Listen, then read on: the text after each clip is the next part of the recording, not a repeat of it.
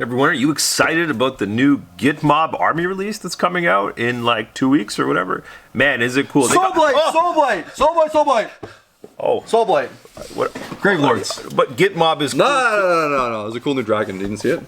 It's very cool. It's much cooler. Actually. Don't you want that instead? I do. I do. Git Mob's alright, I guess. Hey guys, welcome to another Lords of War video. I'm Chris, this is Jay, and we're going to chat a bit today about... Is Games Workshop cannibalizing their own sales because stuff is coming out of the dump truck at a speed that is bizarre and untenable? Just, yeah. I don't know. How do you feel? Like, what's your initial reaction to being rudely interrupted? It's a little jarring, actually. No, it's true. It's true. I mean, I don't know if I would... when the Git Mob was released, I thought, this is very cool. Yeah. Or when they... Sorry, this was the previous preview. The November. This is like November, yeah. I was like, oh, that's really nice. That's cool. They get all these cool goblin chariots, and you have the beast with the goblin riding its back, and the beast is the one in charge, and all that neat stuff. And I was like, oh, they're gonna do like all these orcs and goblins, and you know, for some reason, not in October, but in February, for whatever reason they choose to do that. So many questions, but then. You know, it was kind of, we're getting mentally geared up for that release, and then they showed off Soulblight. And now, admittedly, I probably wasn't going to buy Git Mob, guys, but you know, people were excited about it legitimately. There was like a lot of conversations, and there was like, and then it really did feel. Now I don't know if just the death theme is more of a banger overall. Man, like vampire counts are so like just classic Warhammer, right? The timing, you kind of needed the timing to show a little bit later though, like 2 weeks later, because you know we're like looking at who wants in on the, and it's like it's kind of crickets, like it's not, and we're like, is it it's not the product's fault. You look at the Git Mob box, what you get, you're like, this is a phenomenal product. Mm-hmm. Like the miniatures are incredible. Mm-hmm. But you're already into the you know, you saw some shiny things and you're already on to the next one, you know, like Orcs and Goblins are traditionally like a very popular, like a well-loved faction, but vampires. And the same thing on the 40k end, right? Like they reveal, you know, I think we all thought the Emperor's Children was coming like a little bit later. Maybe like more of a summer thing. You got this like massive Eldar release that like they're like tons of kits coming out, crazy amount of kits coming out, and it's a banger. And then like like you said, like they just ripped this like Emperor's Children preview, They're like shaking it in your face. You're like, I mean the timing was a little better there because Deathcore already came out, and like the Eldar stuff was, or people were already like putting down names and asking, but I mean 40k can withstand that, absorb that a little better because it's just everything is exciting and great. But this preview is almost this is the worst thing to say because we complained about how crappy they were. This was almost too good of a preview. You guys need to dial it down because my god, people might just not buy certain things because they're too excited about the next thing. Some guy at head office just flipped a pile of papers. It's like, come on, it's like we can't win here. Yeah, you're right. It's true. Man, he's so mad at us for basically being being unreasonable. We're like Goldilocks. We can't figure out the temperature we want. Unreasonable. We're just unreasonable. Yeah. Too hard. Too soft. Too good. Not good enough. Yeah.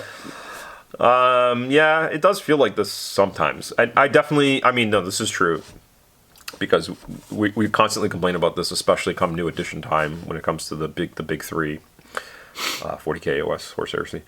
And when they preview the new ads for those, it like everyone stops buying that thing.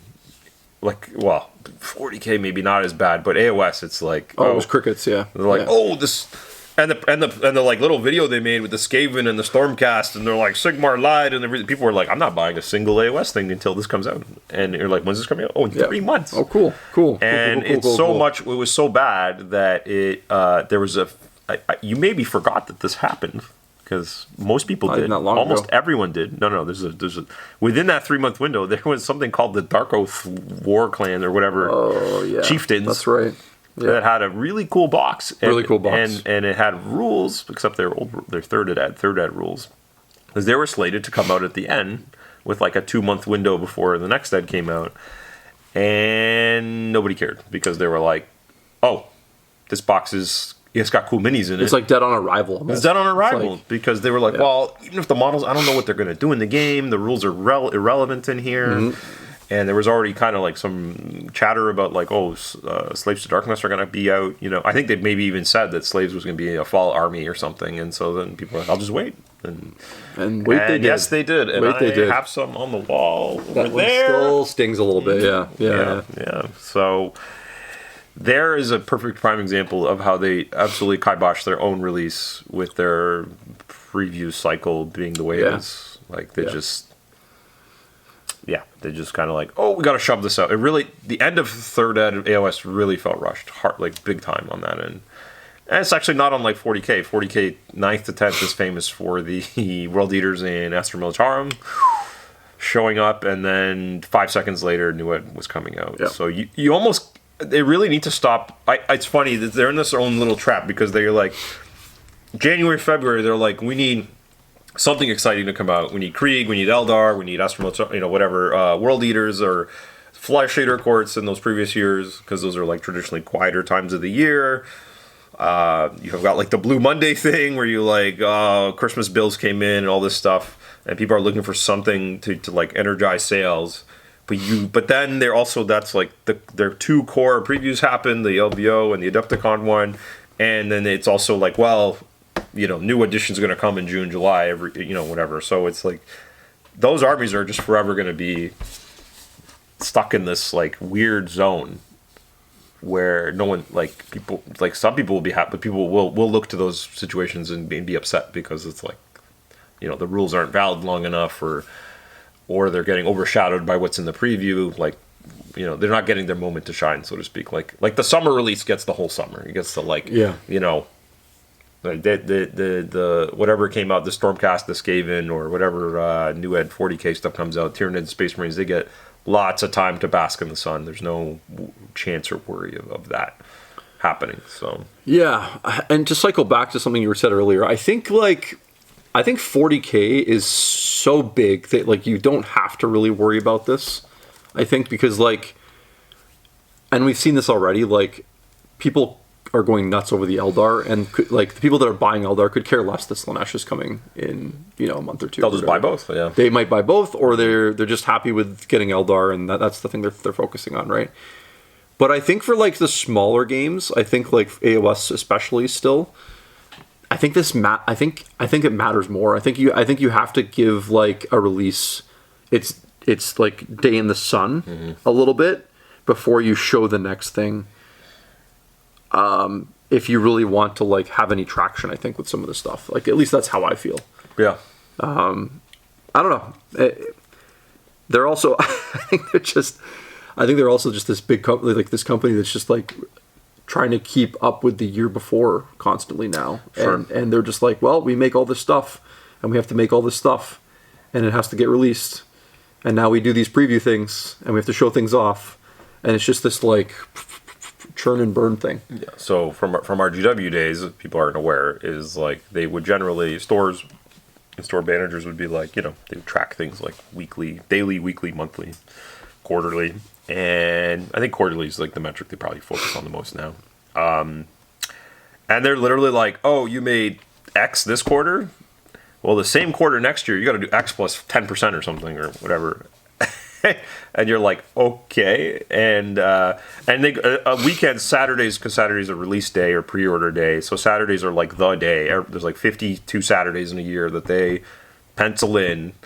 And they have to like look at this year, and next year has to be that plus. And so then think of stuff that comes out on certain Saturdays, and you're like, we have to beat that. Like, with something new. Yep. And so they're hoping that between the growth and the excitement of the things, that it will do that.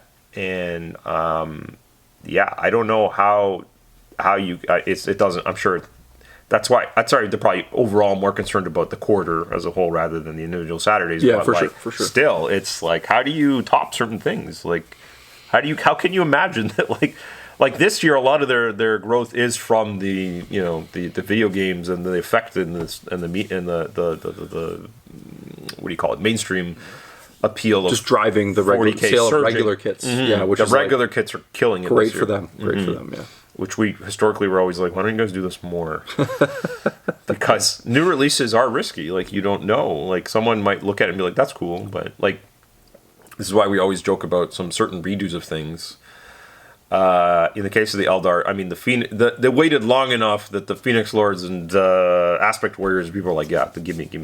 But like that new Guardian kit they made 4 years ago, like, so what? Like, it's crazy how different Games Workshop is from even 5-6 years ago.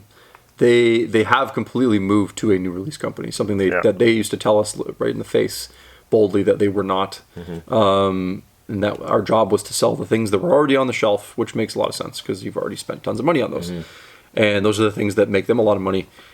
And now, when you think about like the Warhammer community engine, you think about all of the influencers that are sent stuff all the time. They're showing that stuff off. It's just complete saturation on Instagram and Facebook and YouTube. It's just all about what's coming out all the time.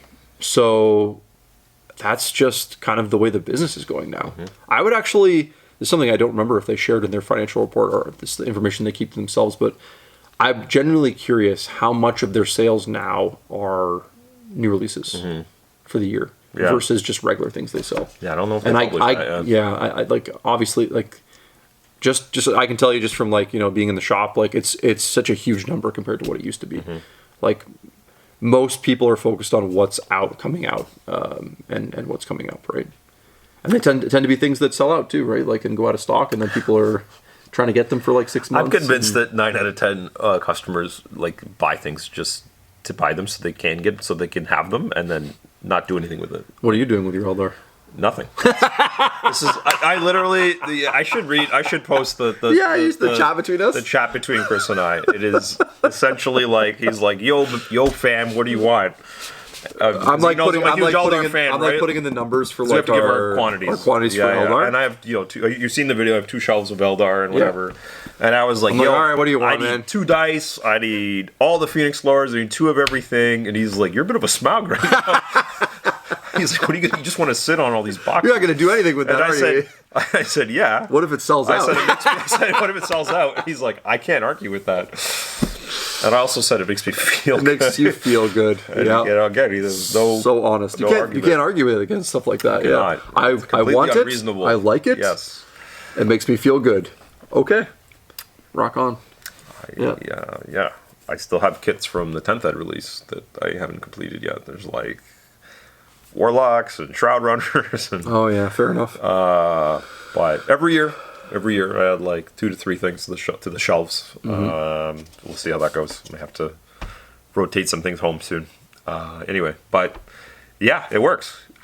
If I don't get it, Chris, I'll die. Well, this is just it. I think this like speaks to like they're creating so many things now that appeal to so many people, or so many things that could appeal to someone. That they've cast a big enough net that like they're gonna catch some people with. Except if it's Underworlds, but yeah. Ooh. Hey, we sold one. Amber Guard. I didn't. Did you? No. We had someone. A trusty part-timer. We had an emergency call up, and he probably was just as flabbergasted. He probably said, "Are you sure?" Are you? Actually, no. He's a good salesman. There's actually no way he said that. No, he wouldn't have said that. He was just behind us, being like. So wait till I tell the boys. Great game, great product. Really good. Really good, really great. Yeah. Really great. Yeah, almost as good as Trench Crusade. Almost. Yeah. Almost. I don't know, what is that? I've never seen one yet. A Trench Crusade? I know of it. It's not something you can see, Jay. It's something you believe in. Oh. Yeah. Oh, God. It's a way of life. That's not for me, I guess. I'm too basic of that, You're not a Trench Crusader again. I'm not. No? I'm not. Yeah. I'm just a battery in the Matrix. Happy to be one, apparently, with all the Eldar around you. My goodness. I don't know how we got to stretch this video out this long. This is something. This is not even that long, but we can. I don't think we can make something out of nothing. We often do every. I don't think we really solved this. This is why we can't. We're always shook by the views and the attention we get. It makes no sense. Oh man, what do you guys think? You guys have you ever been excited about something that's coming up and then saw something else that was new, and then it had it completely change your course for what you were going to buy? I'd be interested to hear about that if that's the case. And we do appreciate you guys watching, tuning in every week, and commenting and giving us the great insights that you guys do in the comments. You spend a lot of time. A lot of insight, a lot of interesting things, and we don't feel like that's wasted because we do check those out and we do get great ideas from that stuff. Often, right before we record, we were like, "There's got to be something. There's got to be some gold in here." Yeah. That could be you. That could be you. That could be you. Oh, you could be the savior of the ninth hour. Like and subscribe if you haven't already. We really do appreciate that, and you can check out our Patreon. You're welcome. For as little as $3 a month, you can support us, and you can get your ideas to the forefront and have a more like in-depth conversation with us if you'd like. Until next time, guys, take care.